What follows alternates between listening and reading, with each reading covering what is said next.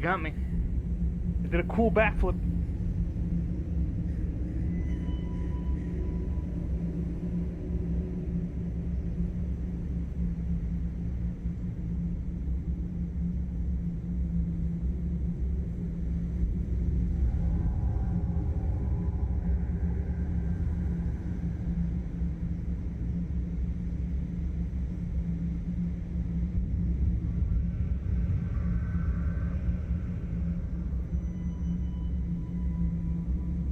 Nerd wallet? What is nerd wallet? Nerd wallet. Nerd.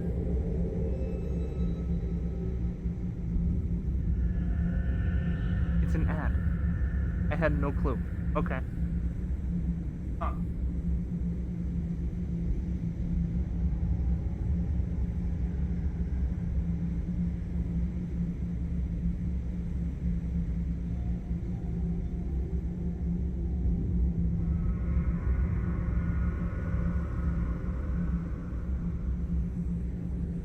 I'm staying outside the headset for now.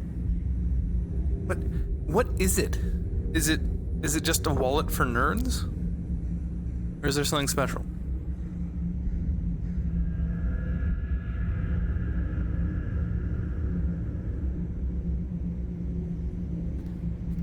Is it like PayPal? I'm not sure. I know it gets ads from them a bunch. Next time, pay attention. I got that. I need that 2 cents.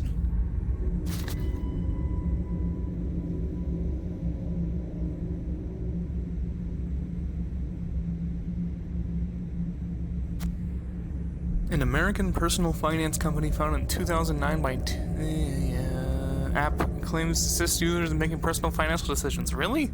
Financial management app. Who decides that's a necessity? Oh, I need somebody to tell me how to spend my fucking money. What? Okay.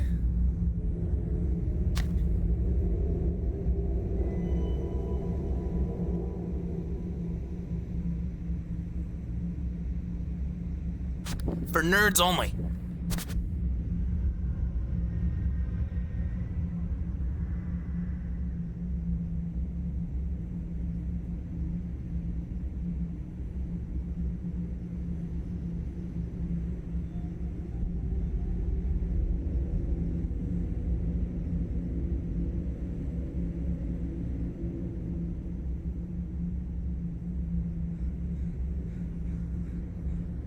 By the way, in case you didn't know, sorry about the screen.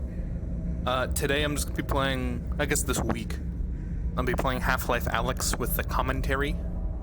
Spooky time. Hi Necro, not quite, but hello. I'm staying outside the headset until it's time. Just in case.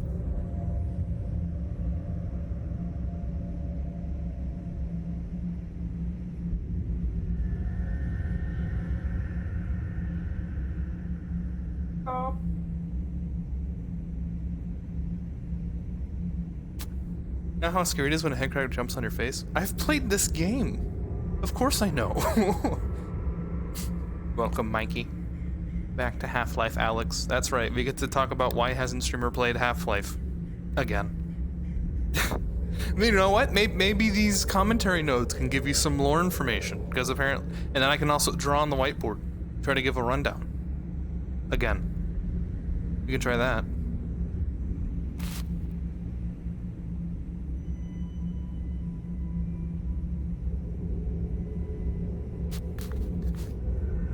It's been over a year. I guess this can be new enough. I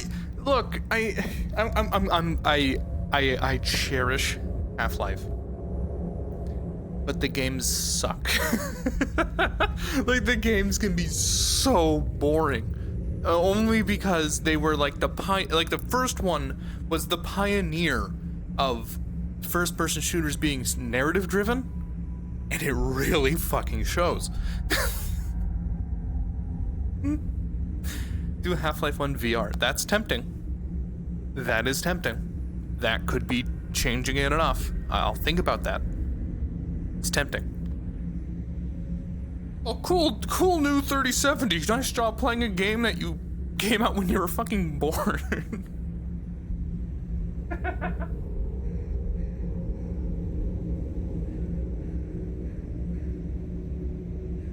Yes, I am. I'm gonna try.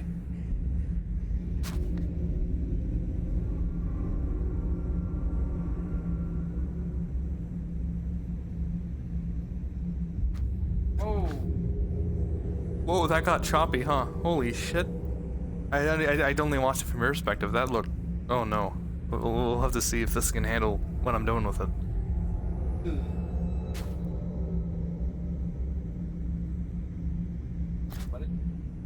It is time. I will now don the headgear. Ugh. Where are my hands? There are my hands. Hello. Why is it like so bright? I don't know. I'm magic on your end, it's fine. And?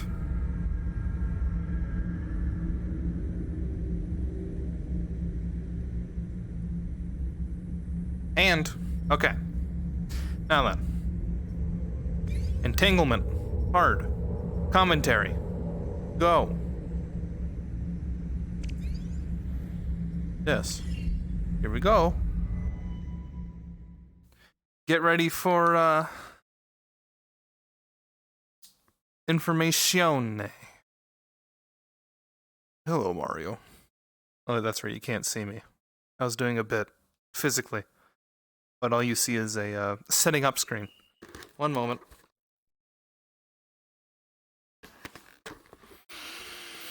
Index trigger. Bright. Hello? Where's the thing? There it is. It is 5 years before the collapse of the Citadel and the death of Eli Vance. Whoopsie! Spoilers! We've already gone over this. Alex Vance, age 19, Thamau. Affiliation, Human Resistance. Current assignment, Reconnaissance.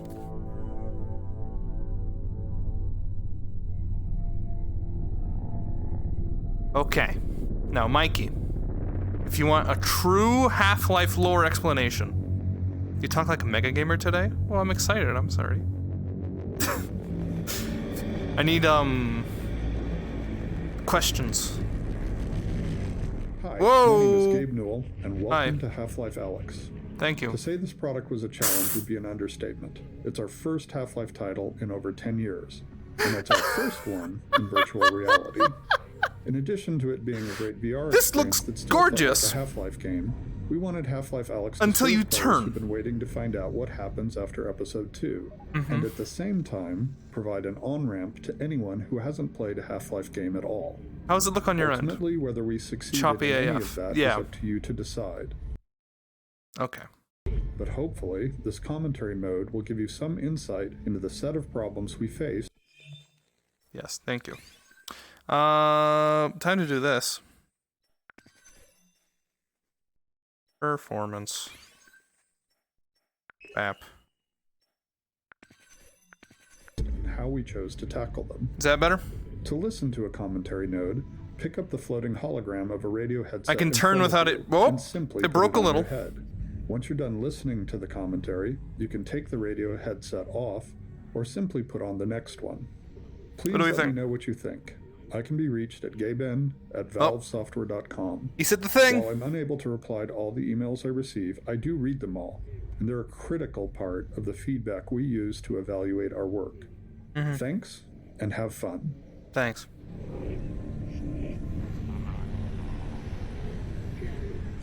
Why is it teleport? Why is it teleport?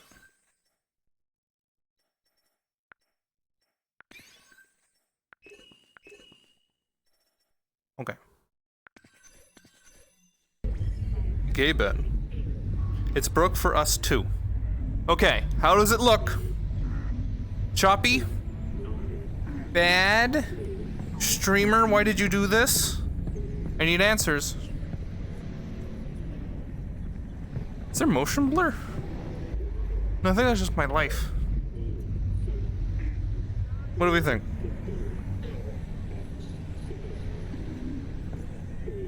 Not choppy for now. Okay, I need you to tell me when it is choppy.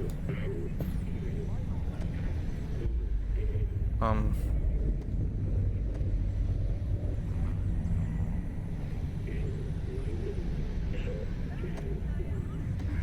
don't...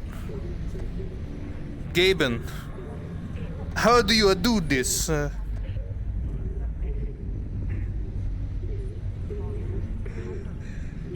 looks 30 FPS. Picture is sharp though. I mean, it is 30 FPS. Not on my end, but maybe I just play all my games at 30 FPS and I think it's okay. I mean, on your end it should be 30 FPS, because it only comes out in 30 FPS, right? There's another thing I can try. Hold on. This could help.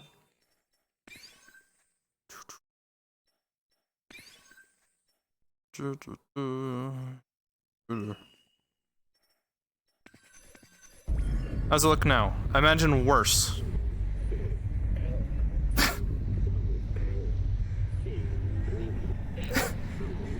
Welcome. This is my setup right here. This is what I'm running out of. I think I made the joke last time.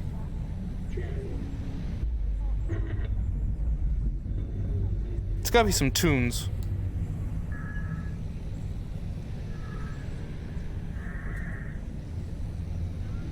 Okay.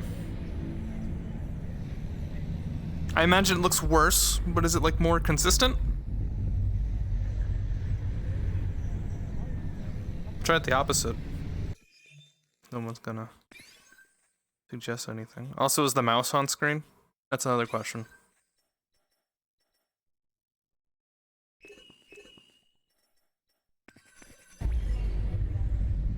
Whoa, crazy. It looks the same.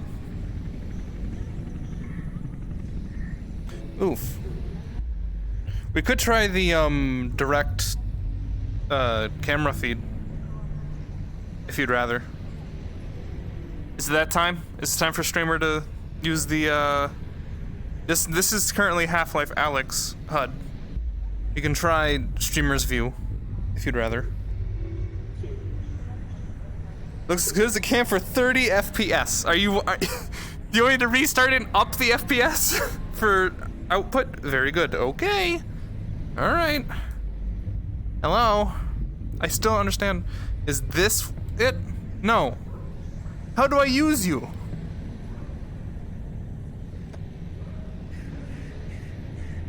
As in the case of any Half-Life game, the first hour of Alyx must convey a lot of information to the player, hopefully in a natural and entertaining way. Players need to know who they are, where they are, what kind of world they're in, who the other important characters and factions are, and so on. At the same time, they need to learn how to actually play the game. How do they move? What can they interact with and how? What should they be trying to do, etc. Figuring out exactly what information we would try to convey in these first two levels, and how it would be conveyed, took us over 2 years of playtesting. It's tempting to try and include everything we think a player should know, but all information has a priority, and the more we include, the more chance there is that a player misses something important because they're distracted or confused by something less important. So over the next 2 levels, we'll use commentary notes to point out some of the specific places where we grappled with conveying information to the player. In between these nodes, you'll likely be able to spot many other examples for players to find, if they're interested in paying closer attention and understanding more. So let me know if there's any spontaneous issues. Now time for me to do this again. No? This side. One of the pieces of important information we struggled to convey was exactly when Half-Life Alyx is set within the series timeline.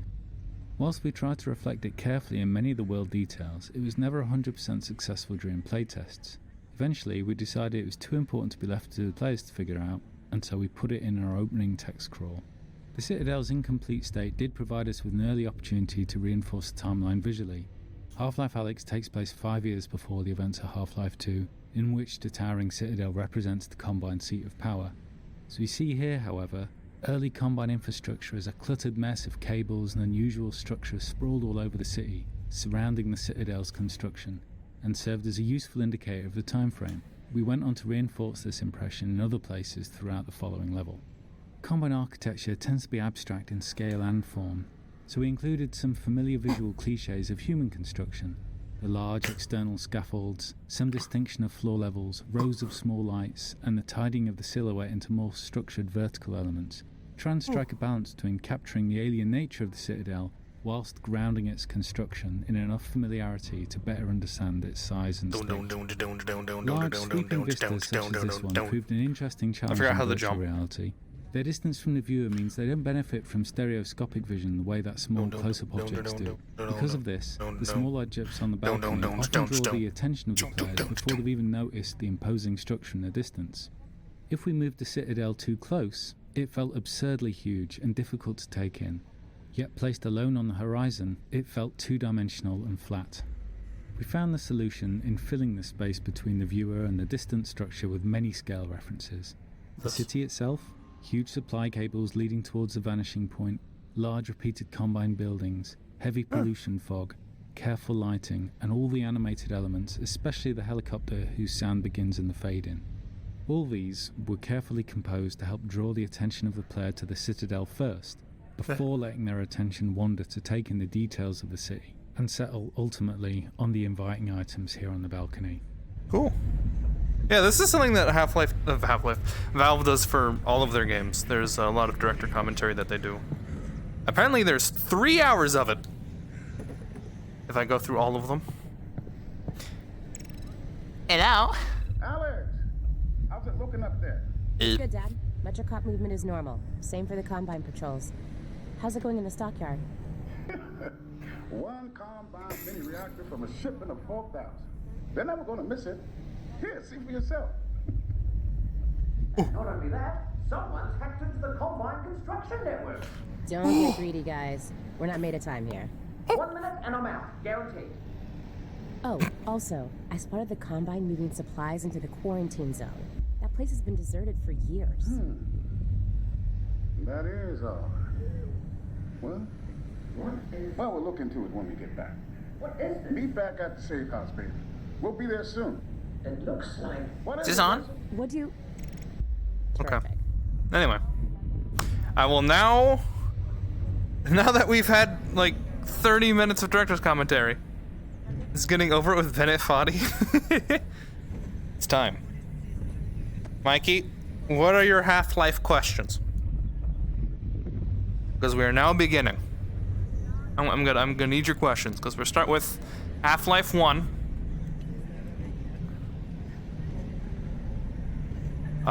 Here's Gordon Freeman, right? Little goatee, glasses, right? And this is the main character of Half-Life 1.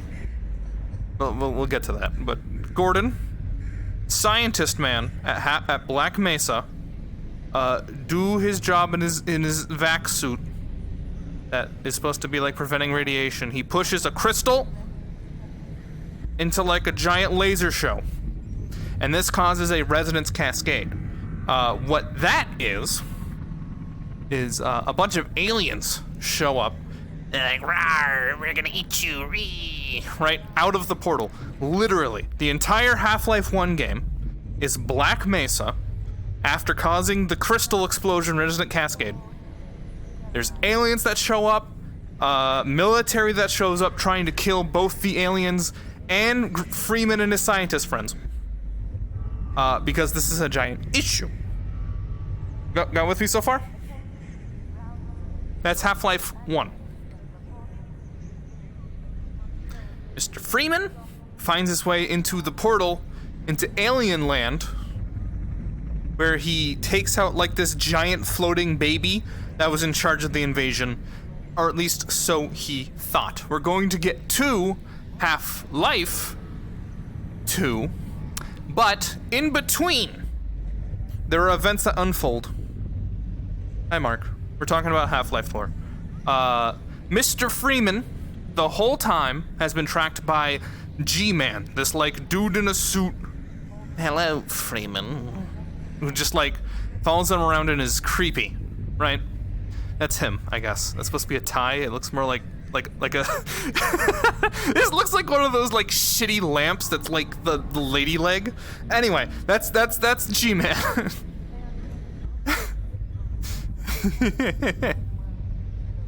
Lecture Simulator 2021. Yeah, basically. Here, I'll give him, like, an actual suit situation instead of being, like, the shitty leg. Freeman. Anyway. So he does this. He defeats the baby. G-Man's like, and then he, good at what you do, Freeman. And he takes him. Like, literally is like, join me. And he gets locked up. And he gets teleported straight to Half-Life 2. Okay? Before Half-Life 2, how we got to this situation, which, by the way, Alex is here. Half-Life Alyx takes place before Half-Life 2, so he hasn't appeared yet. But this is the consequences in between Half-Life 1 and Half-Life 2. The portal full of aliens that Freeman defeated, that was the wildlife of the planet. The like actual civilization that lived there came to Earth and took it over in 7 hours. Just literally showed up, went with like a bunch of shit, and they just took over everything in 7 hours, no problem. And now they have a force called the Combine, which are like spiced up human cops who are out and about. You can hear them on occasion talking over the radio, and they do their bidding on this planet. Alyx and her father are part of the human resistance, trying to regain Earth for themselves because they've literally turned off the ability to fuck. There is no procreating currently, and that's like many other issues on top. Like, we're basically enslaved here on this planet. Half-Life 2. Freeman shows up, and Vance and others are like, hey, it's you! Hey, could you help us? Half-Life 2, Episode 1, and Episode 2 are Freeman goes around helping people, trying to set up an evasion, fighting his former boss, who is now the guy who sits in this tower is formerly his boss. He's like the entire envoy of all of humanity. And he's like, well, I mean, he doesn't talk, but they're trying to overthrow this situation, get him out, kill him if they can, just free humanity. But the problem is, eventually, what happens at Episode 2 is Alyx's dad is killed. And this is, not a spoiler, because they literally went over that at the very beginning. Dad dies at the end of Episode 2. That's a huge problem. And then we're going to start spoiling this game, which is going to happen anyway, with commentary, so we'll get to this. I played the games, I had no idea that this is the story. Yeah. And this was like a huge problem, because Alyx Vance is I'm Alex. Eli Vance, the father, is a very good ally. He's a very smart man. Helped create all these technology, like gravity gun. He made the gravity gun. So Alyx is G-Man, theoretically, testing Alyx to replace the death of her father. Dad undies canonically, and Alyx is grabbed instead of Freeman. And that's what the very end thing is about. How do we know all that? Lore. There's like comics and stuff. There's stuff that I've read online. But Episode 1 and 2, I think, it's been a while since I played either of these. I think my controllers are running out of battery. No, I don't know. Anyway, they are, I believe, shutting down the infrastructure, trying to shut off a portal they have to get here, so that way it's only these aliens instead of like shit tons of aliens.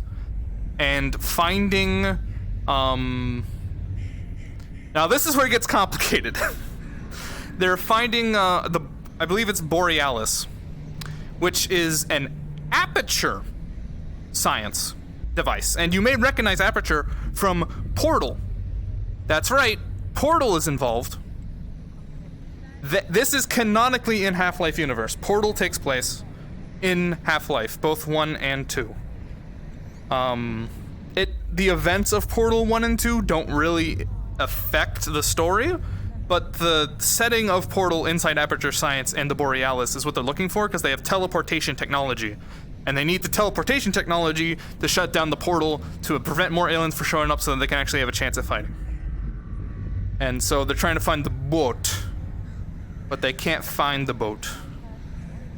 The boat is not available for them to find between episode 1 and 2. And on the way to finding the boat, Dad dies, but Dad doesn't die. But Alex is taken instead of Freeman because Alex decided to be more useful. And Freeman, Engie. Freeman get Engie. You grab his crowbar. You go, that's not cool. Okay. That is the entirety of Half-Life, including after this game. Are there any questions about Half-Life 1, Half-Life 2, Episode 1, Episode 2, Alex, or Portal 1/2? Wait, okay. Feet man, Engie? He doesn't, what do you mean feet? I'm gonna get a new color. Because I can. Why did Freeman go instantly to Half-Life 2 again? G-Man is like some kind of eldritch horror man. He works for some like crazy, like this is how much is known about him. He works for some kind of crazy entity that's able to like trap him in like a time bubble to be used later. The game opens with a name and like what they're currently doing, because that's how all games open is, oh, Freeman. In Half-Life 2, he's now gonna be used. G-Man's like, I deploy you. Blap, here you go. Good luck. It's literally instant time jump because of the like shenanigans his employers, quote unquote, have. Any other questions? Why did Alex get taken away instead of Freeman? In theory, and this is personal theory, there is no canon explanation. Alex is a test from G-Man to see if Alex is better than Freeman. And at the end of Alex, G-Man's like, oh, hey, what do you want? Oh, you want your dad to not die? Yeah, sure. And it's done. And he takes her instead of him. G-Man's Pokemon. Kinda. And he traded Alex for Dad Live and Freeman. Freeman gets left. Any questions?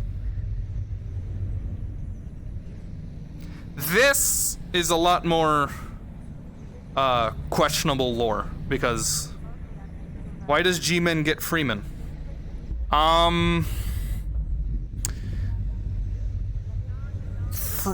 G-Man basically saves Freeman from dying on Zen, the alien planet.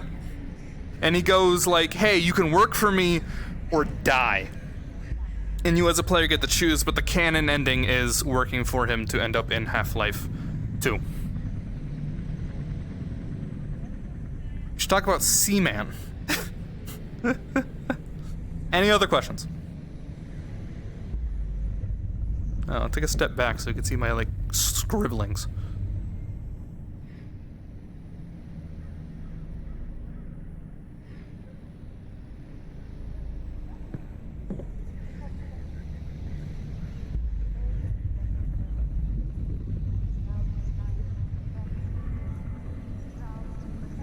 So what exactly happened in Half-Life 2?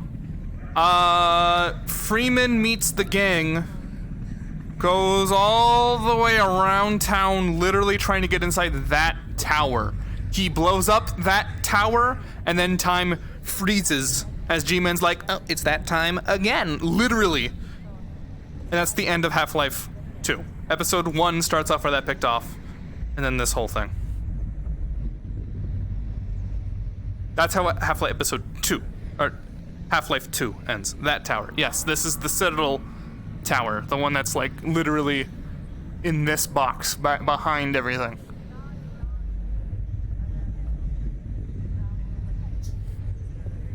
That one. Oh, I thought I dropped this. Place that down for now. Why Episode 1 and Episode 2 exist? Money. It's for Valve's end, money. For the canon, the events of this tie into this, obviously. It's directly in a straight line of trying to find the boat. Can this become a series where you explain various game lores by writing on windows? I guess I could. I mean, literally Half-Life 2 ended with like, oh, hey, you blew up the tower, like literally just a millisecond ago, but who knows what could happen? And then we go into straight to Episode 1 where Alex is like, whoa, we just blew up that tower. Come on, Freeman. Our dad wants to talk to us. Hey, Gordon, I found a boat. And that's Episode 1 and 2. Okay, got all of it. Thank you. No problem. Now do Halo lore. I'd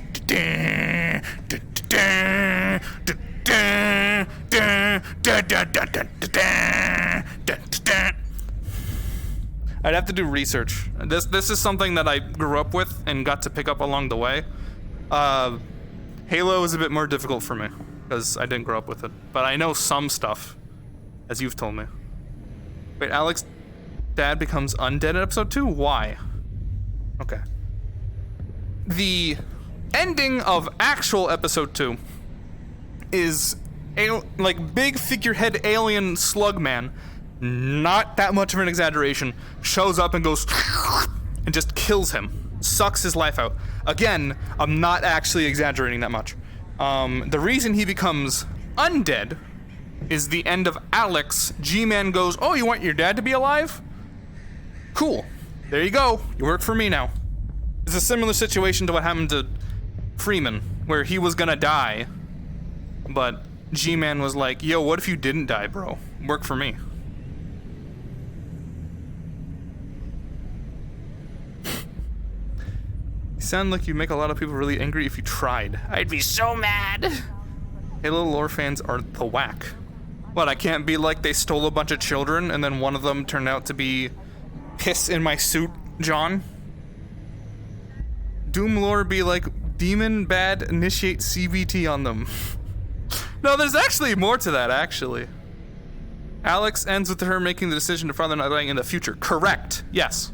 This is like time loop nonsense. This could theoretically just not be real. Whereas, Episode 2 goes, and then what actually happens is Alex goes, the story happens, Freeman goes, or G-Man goes, yeah, cool, okay. Dink. That could theoretically be what's happening. But again, there's a lot more, because this is the most recent game. Okay. I'm gonna start walking away now.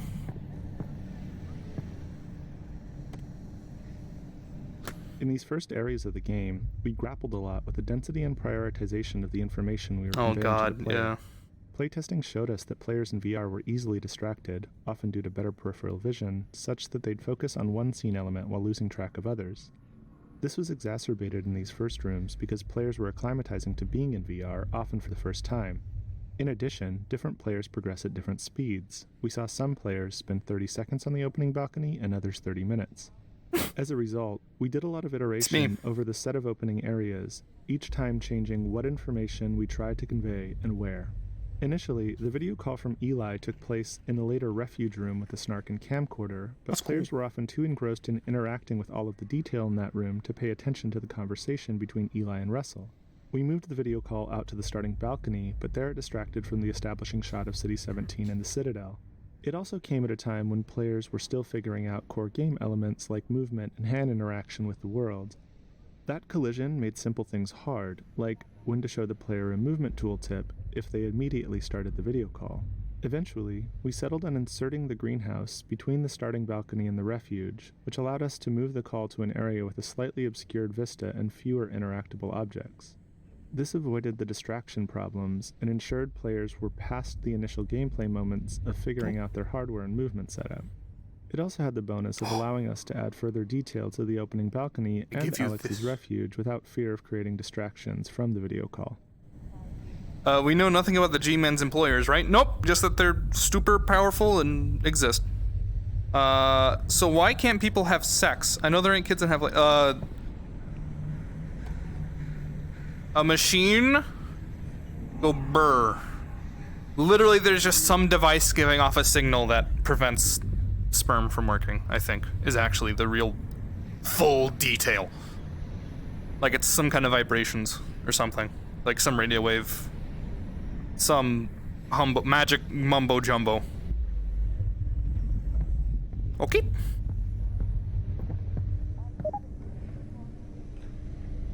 Yes. I've done that, thank you though. Oh dude, is this PT? Oh, I can't go in there, guys. I can't go in there. People Sure, Necro. What are the grub things that kill Eli? Are those Combine? No, but they're in charge of the Combine. They're just ugly-ass aliens. I think you'll see one. That's a Combine. Combine are people. Like a little bit more scientifically advanced. Like they've been genetically altered people. And this is a Strider. A cool-ass Strider. Speaking of. Beyond conveying critical information about the state of the world, the first two levels of Half-Life Alyx also needed to demonstrate some of VR's strengths. Conveying a sense of scale is something VR does much better than flat screens, and our early playtests showed us that nothing quite sold that scale more than seeing a Strider up close. In addition to the visuals, to fully illustrate the scale of a Strider at close range, we needed to do a lot of work on its audio treatment. Players had strong expectations about feeling the weight, power and presence of the Strider through its movements, particularly as it stepped on the balcony the player was occupying. In order to convey this power through sound, we layered multiple sound effects, allowing us to address ranges in the audio frequency spectrum and the temporal nature of those elements separately. Okay. Oh hey, the thing. We then combined those elements in the Source 2 audio engine to control them as one sound. I mean, I think there's just also, I mean, look at this fucking place. Does this make you in the mood? Just look at this. Okay, yes, here, I'll do it. Oh my god, the game just fucking died. Holy shit. Okay, anyway.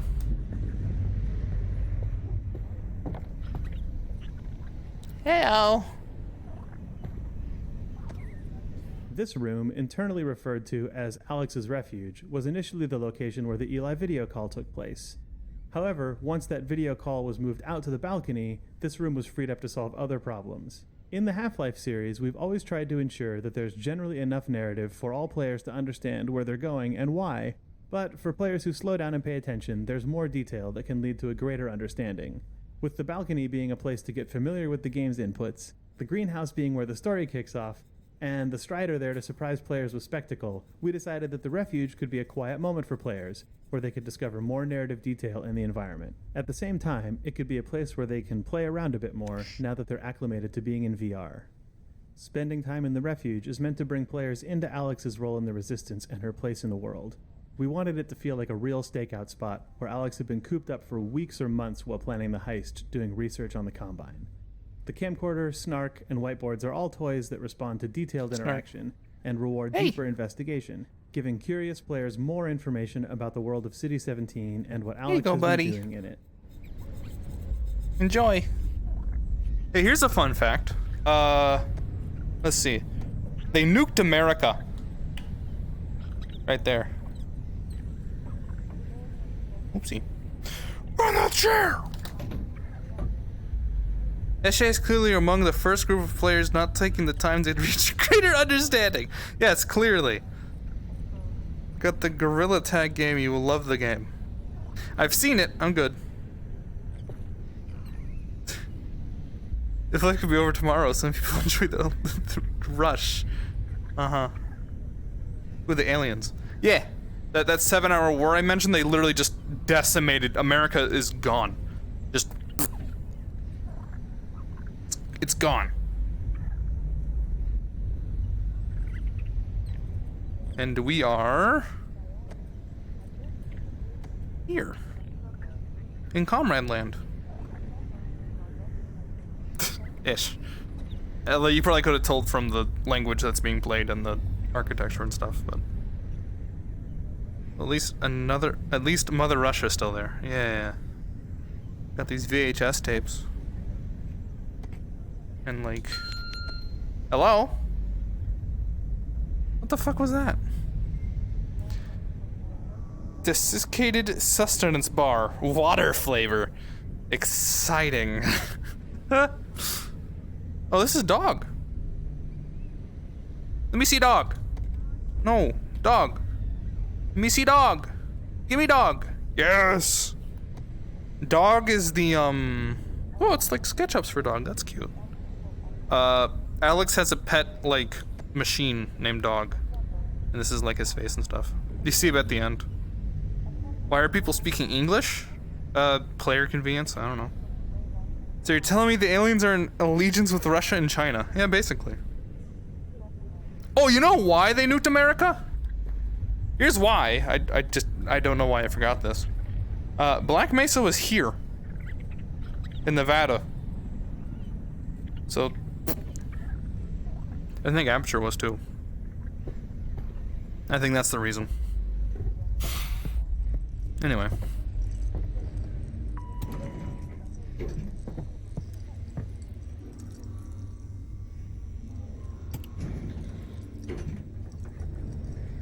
Dog gave his life. Well, ish. Oh, oh.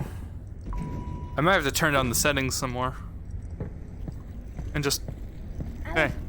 Alex, yeah, they got the reactor. Easy peasy. I'm headed back to the safe house right now to meet Dad. Go. We'll be in touch. Stay safe. There's Combine. Cop guys.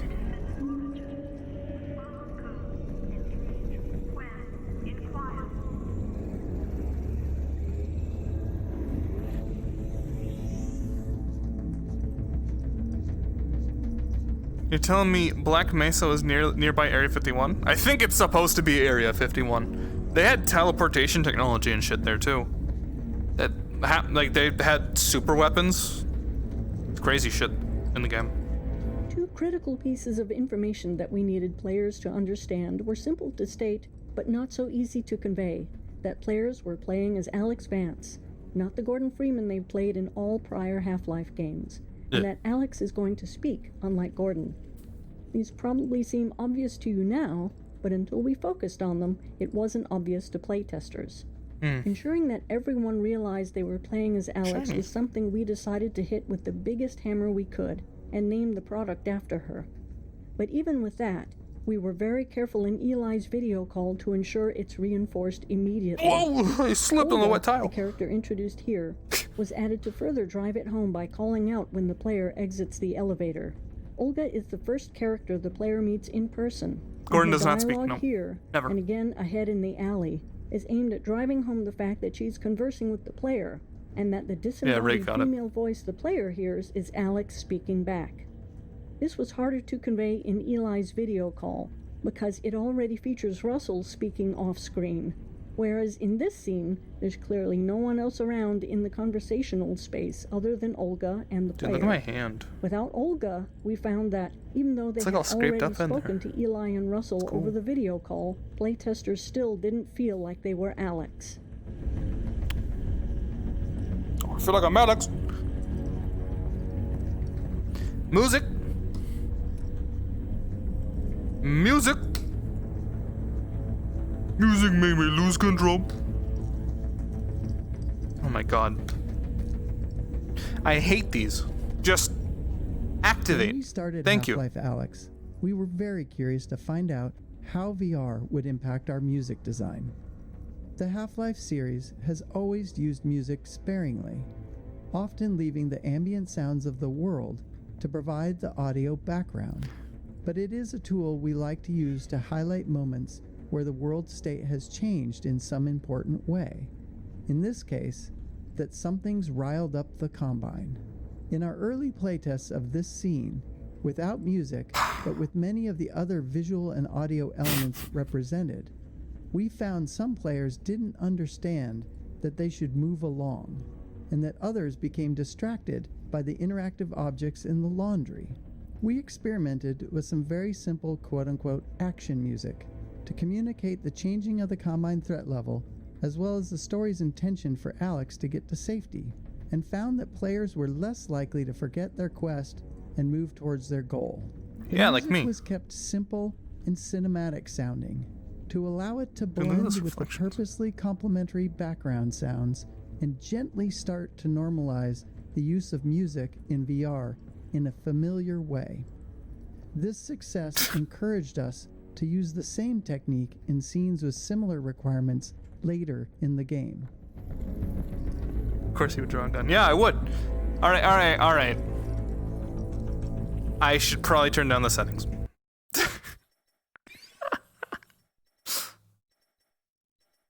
Again. Bad.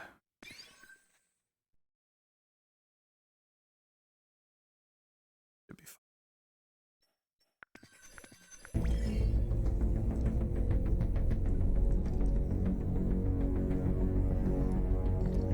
Wonder why.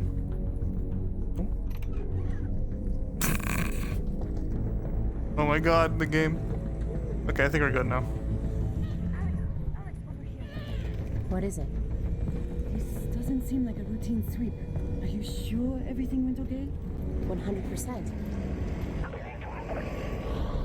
Something's got the CPs riled up. Keep your head down and be smart. Why am I like... Dude, she has like an extra foot. What is this? How does this make any sense? Oh. There's like... This is lower than that. Okay. Gordon doesn't speak. No, it's hollow. Oh. Bye, lady. What do you mean it's hollow? Oh, people gonna round up over there. Game sucks.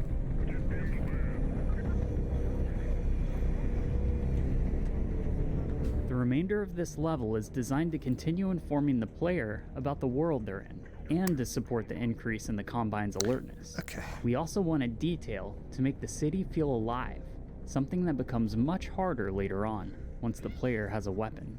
This was tricky to design due to the challenge we're often faced with, the friction between narrative state and gameplay state. Here, the narrative implies that Alex should be making her way back to Eli as quickly and quietly as possible. But gameplay-wise, we're at the start of the game, and players are still testing the limits of everything they can see and touch. Unsurprisingly, playtesting showed us that some players would dedicate themselves to following the narrative and quickly move through the area, while others would completely ignore the narrative and explore every nook and cranny. While it's tempting to simply remove all distractions in an attempt to unify all players towards following the narrative, it would send the wrong signal about the density of our world and how the game intends to reward players for exploring it. So we spent months refining this section, adding, changing, and removing elements. We tried to find the right level of narrative tension, where players felt like they should be moving along, but not so quickly that they can't stop to tinker with something. We put in enough interactive objects and narrative moments where players were always rewarded for looking around. But we designed all those distractions to end quickly, so we could encourage players to continue moving along. You're right, we gotta keep moving. It is ghosting! Yes. Oh, paper!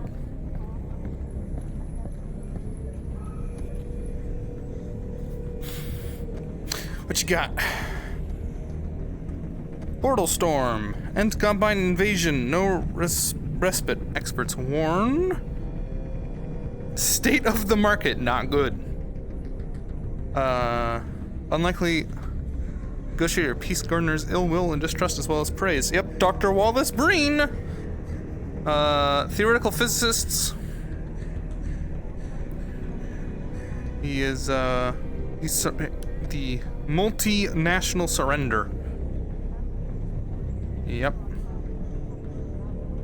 This is a hint of what happened. What's up, bro? Hello, hacker. Welcome. Nothing much, bro. Yeah, I just pretended to drink alcohol off the ground. You missed that. Hey, how's it going? You mind if I come on in? Oh. I thought this was the... No, that happens later. Hold on. Reset the joke. Hey, what's up? You mind if I come on in? Yeah, I need to... Catch you later. Hey!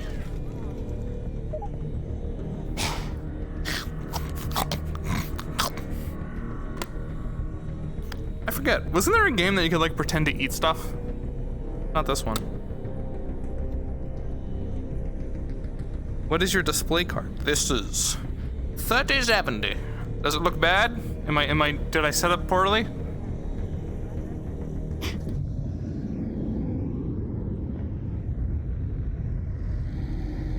Hey. Okay. Bye. Oh god, I always hate this part.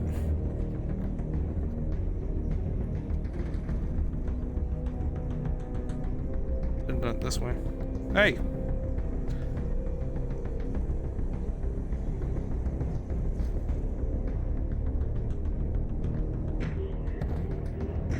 Whoa, why am I so tall? There we go. Oh. Hey. Whoa, wait, I just live here. I'm gonna slip on through.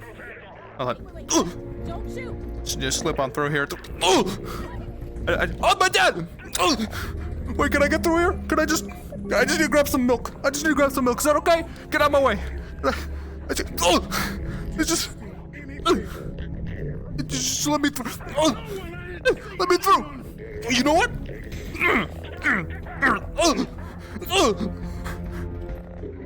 Wait, let me through here. Let me in.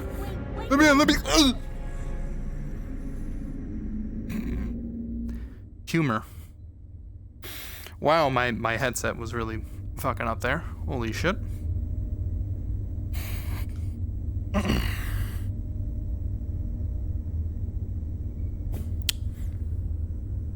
Carmine, am I still gamer voice? Yeah, really. What? I like fucking with it. It's funny to me. Hello? In order to limit the possibility of motion sickness that could be induced by moving the player in a vehicle, we initially wrote this scene to have Alex wake up after the van had already crashed. Players found this underwhelming, however, since the game seemed to be needlessly holding back an exciting moment that they could have experienced for themselves. Addressing this meant that we had to tackle the technical problem of moving the player comfortably in a vehicle. In this van, and in the train at the end of the map, you'll notice that the outside world is only visible through small windows. These outside tubes are necessary to provide motion parallax. Small window size ensures that the player's field of view is always dominated by the vehicle interior, which is naturally in the player's own frame of reference. Right. This greatly reduces the occurrence of motion sickness. Aside from the parallax of the outside world, we use animated lighting and careful sound design to produce the effect of riding in a vehicle. It's a good plan. Hello? Hey, can you get me out of here?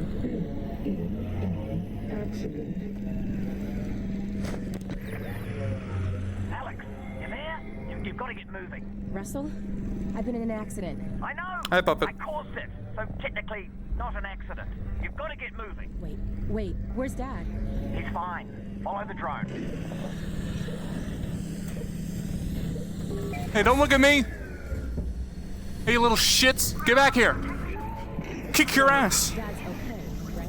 Yeah, well, no. To be honest, he's But... They've still got him. He was in a separate transport. And you saved me? Well, yes. I had no way of knowing who was in which van, so... Yes, the result was that I saved you. Do we know where they're taking him? Criminal holding. And then, when they realize he's Eli Vance, to to Nova Prospect. Nova But Prospect. I'm already working on a plan to get him back. You're close to my lab. Keep following the drone. We'll figure out what to do. Where the last map was focused on conveying a lot of information about the world state to the player, this map is where we need to start the player's larger quest. That means the player must leave this map with an understanding of what's happened to Eli.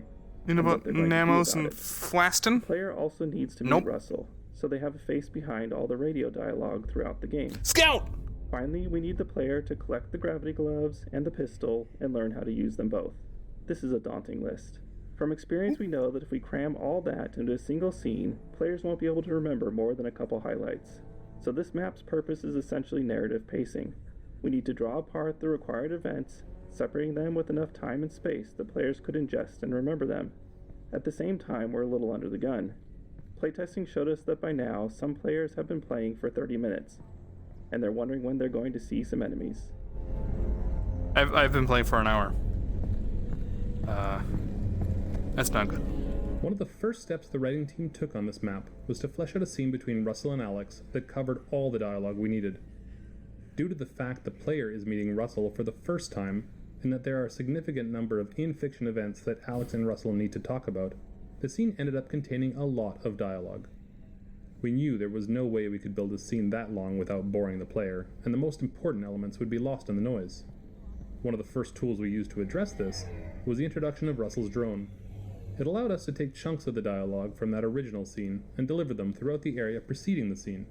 This meant the scene itself could skip over the in-fiction preliminaries and get right to the critical goal delivery. Hi, Sylvie.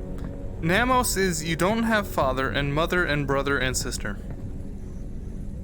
Ah, okay. What's Flaston? Not much what's Flaston with you! What did you guys find back there? Well, that's the crazy thing. I don't know. Just blurry pictures of a building. The Citadel? No, something else. And whatever it is, they're gonna kill anybody who saw it. And anybody who knows anybody who saw it. Which means us and your dad. Russell, just hang on. I'm almost there. Alright, this is how you do it. I forgot. Hey! Hey! Leave him alone! Went out with my mother today, and we saw a mother enabling her daughter being nude in a store. Oh. Oh. Oh, that's interesting. What? Why? If I can't slip through here, I have to...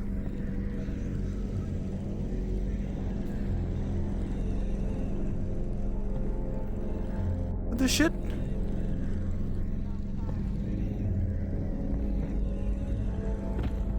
Car. Eh.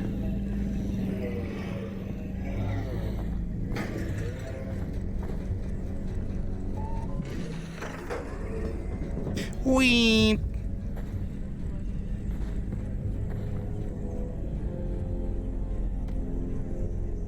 Rude is bad too. Oh, rude! Delivering narrative at a consumable pace. This my map needed to headset. continue Okay, the communicating resolution the state on of the it. world outside of the quarantine zone. We also wanted players to understand when Half-Life Alyx takes place in the larger Half-Life timeline, and to see for themselves the massive scale of the Citadel under construction. The power of the Combine is embodied in their indifference towards humanity. They've conquered Earth with little effort and are now plundering it for their own ends. They put a modicum of effort into their propaganda, but it's ultimately uncaring. Later in Half-Life 2, we see Breen's attempts to talk to humanity with more seriousness, but it's unclear whether that directive comes from the Combine or if it's just Breen's attempts to be useful to them.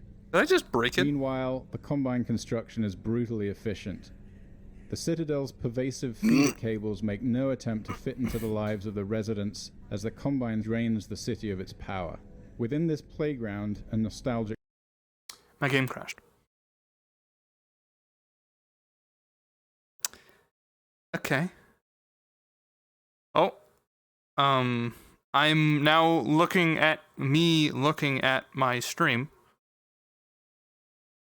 It's fancy in here, but this is not what I had in mind. I'm gonna relaunch Alyx.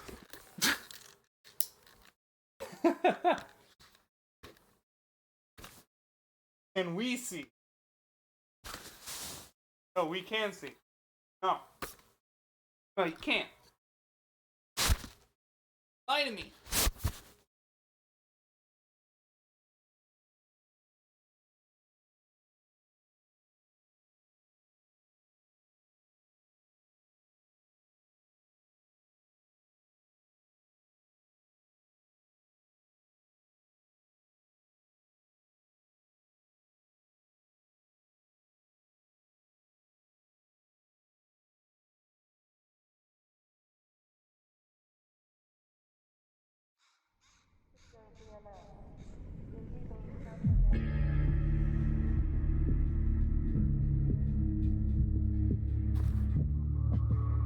Ugh!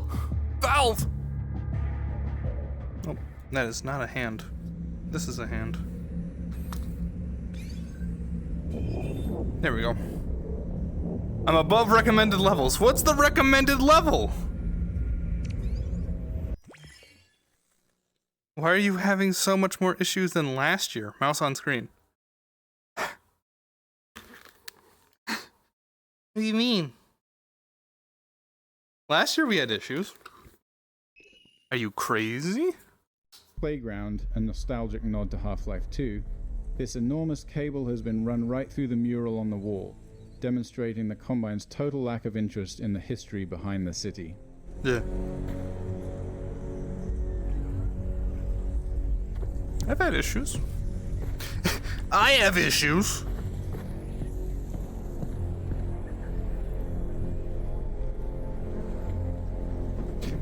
Hey.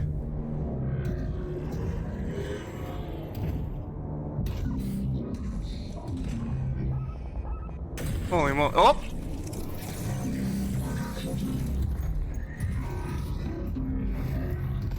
Too much for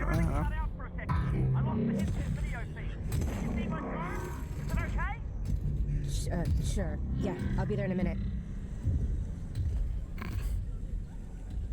You can remove the Valve logo at the start of the Valve games with a no vid launch option. I could, but why would I? You know what I mean?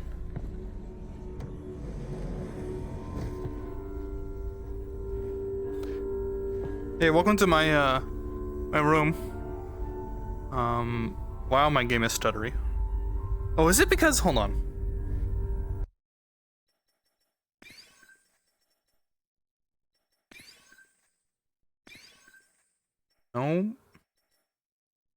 No clue. Do we know if Vulkan or Direct 3D11 is better? Do we have any idea? Do I have to really leave this on low? You sound like the telephone. Well, thank you. What is the recommended level? Low. Well, that's not very nice.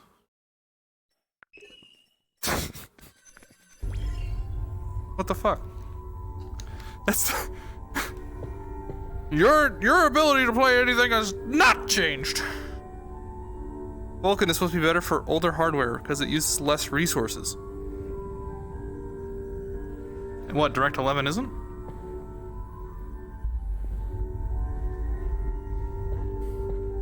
See anyone?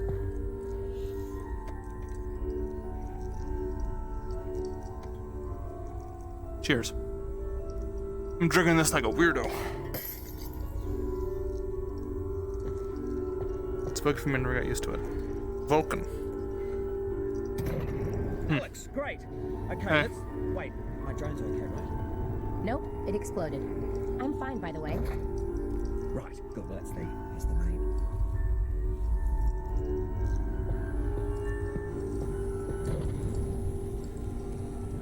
Really useful something electronic, lightweight, levitating. Yes. Wow, there's a lot of They've got Dad. audio. I know. This is bad. They're gonna find out what he knows, and then, yeah, they're gonna. Direct 11 has more options. Oh God. But the good news. Yeah. Good news. Okay, I'll put it back in DirectX 11. requires a restart. But if it crashes again, we'll restart. So. Which is? My plan to get him back. Great. Oh, you would. Let's hear it. Now, pretty soon they're going to realize that your dad is not going to talk. And when that happens, he's off to have his brain sucked out. Russell. Potentially. Maybe not, though. I mean, they could just drill into his... Oh, yeah. Still your dad. So stream. What they will do is take him by train... He's stream sniping! This is Eli to Nova Prospect. And if he gets on that train, that's it, right? Not necessarily. Grab something that represents us. Okay, that's you. I thought you said us. Well, one of us, me, will have to stay here for this plan to work. All right, fair enough. Just outside, there's a second train that also leads out of City 17 through the quarantine zone. Okay. Both trains intersect here at Fairview Junction. You take your train, get there before his train, and hack into the controls. That'll let me take over the system. Train comes to a halt, you deal with the Combine situation, and we get your dad back. Sounds good. Where's the train I'm taking? Out the back, through the yard. It's decommissioned, but I think I can hack into its controls. Oh, and get yourself a pair of Russells on the way out. Russells? The gloves, Alex. You know, the gravity gloves. I have a few sets through there. You can calibrate them out by the shed. Got it. We can do this, Alex. Spoilers! You got that, didn't you, that I said we could do it? Because we're gonna do it. Yeah, we are. I'm with you every step of the way. Russell's laboratory is the first time the player is in the same room as another character, and it highlights one of the main challenges we face when designing choreographed scenes in VR, keeping the player and characters out of each other's space. In previous Half-Life games, we could always forcefully move the player if we really needed them out of the way. We made several attempts at finding a similar solution in VR, but found that it often made players feel deeply uncomfortable or disoriented.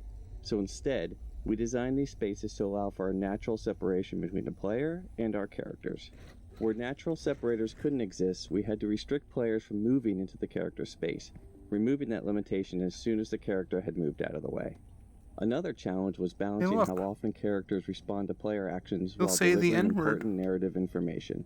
In early experiments, we allowed characters to stop mid-sentence, which allowed them to respond immediately to the player, and then continue on with their dialogue. While technically straightforward, this was incredibly difficult to execute in animation and dialogue without feeling unnatural. The combination of custom reactions necessary to cover the range of possible player interaction, and the resulting return to narrative dialogue, quickly multiplied out of control.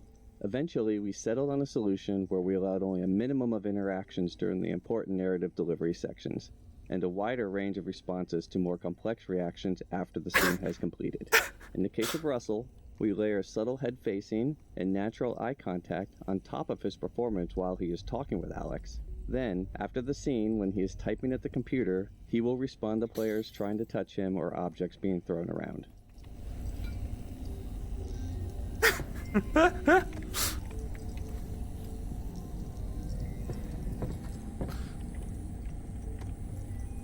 It's actually kind of funny.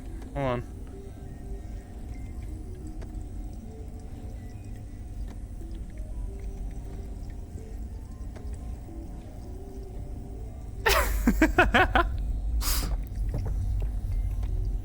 Right from our earliest experiments in VR, we learned that players expect a high level of audio fidelity, even from minute interactions, particularly when the sounds are meant to correspond to clearly observable visuals. For instance, in one of our prior games, it may have been acceptable to use a generic sequence of computer key sounds when Russell was typing. In VR, however, we know that a player can observe the animations very closely, and even put their head right next to Russell's keyboard if they choose. In this case, players would notice a lack of one-to-one correspondence between the key press animation and sound. For Half-Life Alyx, we authored a set of individual key press sounds to be driven by animation. For example, as Russell's fingers animate to press a key, one of these key press sounds is played, resulting in precise synchronization of the animation and sound.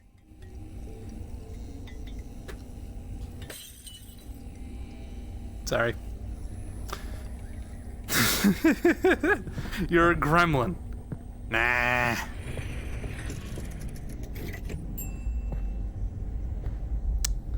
Check that out, huh?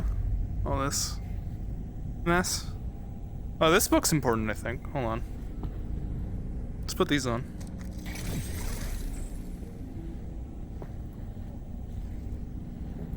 Really?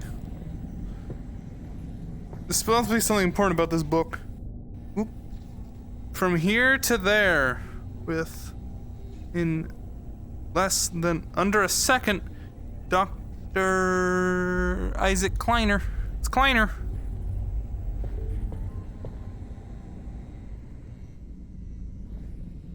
Whee! Salutations! Alright, you know how this goes. There should be a bunch of junk down there. Aim at something with your hand open. Targeted. Alright, make a fist. One frustration players may encounter in VR is having to physically bend down or reach out for objects in the virtual world, especially if they have limited real-world space. The common solution for this is to provide a way to bring objects to the player, instead of forcing the player to go to them. We knew this would be an important feature in Half-Life Alyx, with its sprawling levels and players' desire to explore every corner of the world. We didn't want this mechanic to feel too gamey or magical, so we decided to integrate it into the fiction of the game by making it a feature of the gravity gloves, which are a natural precursor to the gravity gun of Half-Life 2. This allowed us to present the mechanic as a real physical action that's enabled by a piece of in-fiction technology. To emphasize the physicality that is unique to the medium of VR, we used a physical gesture to activate the pull instead of a button press, and then required the player to actually catch the object instead of automatically attaching it to the hand. This made the mechanic feel more natural and rooted in the fiction of the game's universe, while allowing the player to feel powerful and accomplished. Targeted. Close your hand. Wasn't it an object in there? I don't think so. Try catching it. That's it. Great. Try again. Registered. Now flick your wrist to bring it in. Just like that. Yep. One more time. Just like that. Perfect. We're done. Oh, wait. I almost forgot.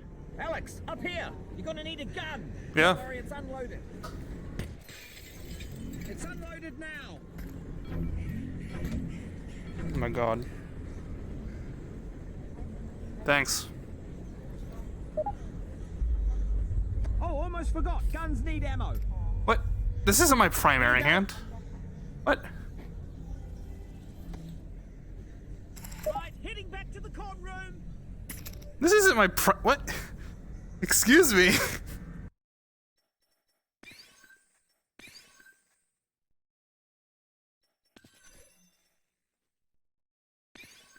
What?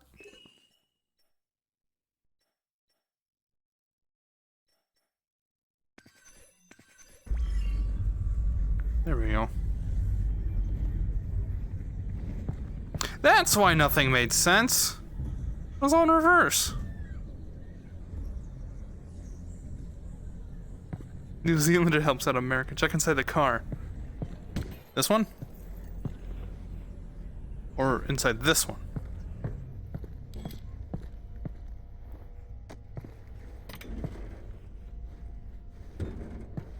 Get up! I don't see anything. Actually die to the gun if you stay in the right place. Now it's unloaded. Well, not you. When a player pulls an object with the gravity gloves, we use the game's physics engine to apply a launch force to that object with a trajectory that's partially influenced by the direction of the player's pull gesture. We set the object's launch velocity to result in a standard flight time from pull to catch, so the player can develop a rhythm that eventually becomes automatic. We want the object to arrive at the hand as reliably as possible, so after the initial launch, we continually apply small impulse forces along the trajectory, represented by the white arrows. Those impulses help counter gravity and compensate for collisions with obstacles along the way, while continuously steering the object toward the hand, which is itself a moving target. A generous catch range and subtle haptic feedback when the object enters that range virtually guarantees that it will end up in the player's hand every time, even if their attention is focused elsewhere. One other benefit of implementing this with physics is that we didn't need to do custom handling for an object's size, mass, or inertia, and it automatically compensated for the non-standard gravity that players encounter inside the vault at the end of the game. The one where the engine is. In here?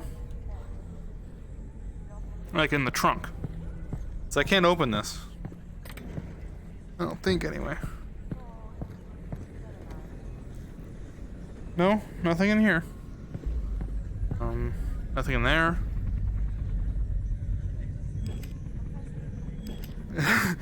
I mean, I was really fucking with it. Like, I'm like trying to like go like trick it. So I'm way up here, and then I'm down here. Obviously, I'm not gonna catch it. But if you like,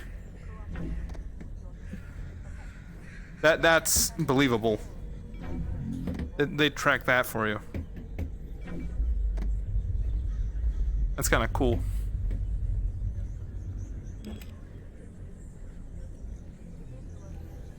There's no way to like remove the clip.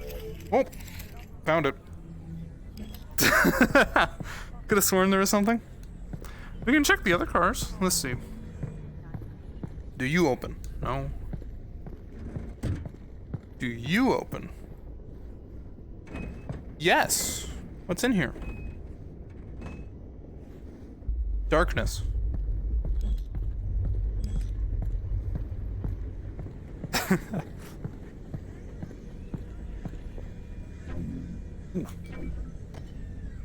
Cheers. Asshole. Wait, can I do this?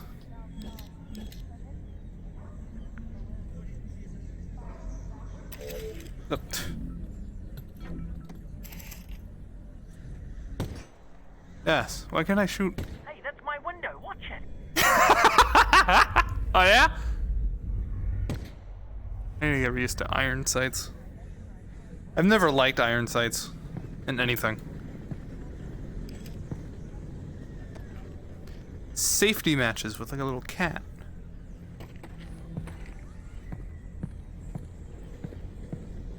We can check over there, but really?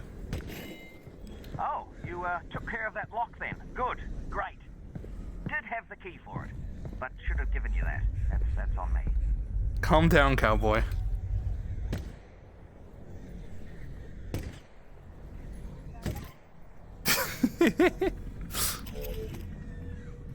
No more mags. I'm out. Right, that's gonna be a problem. They call me One Bullet McGee. Oh God. Okay. Iron sights are particularly great to use in games, but they're a lot easier to use IRL for me. I guess. I don't know. I guess maybe in VR it's just the sight picture. Never. All right, here we go. Next Great. stop, Fairview Junction. Thanks, Russell. And good luck, Alex. Goodbye. Like, look at this shit. Obviously, just to let you know, I am still here, though. I know. Like, come on. How am I supposed to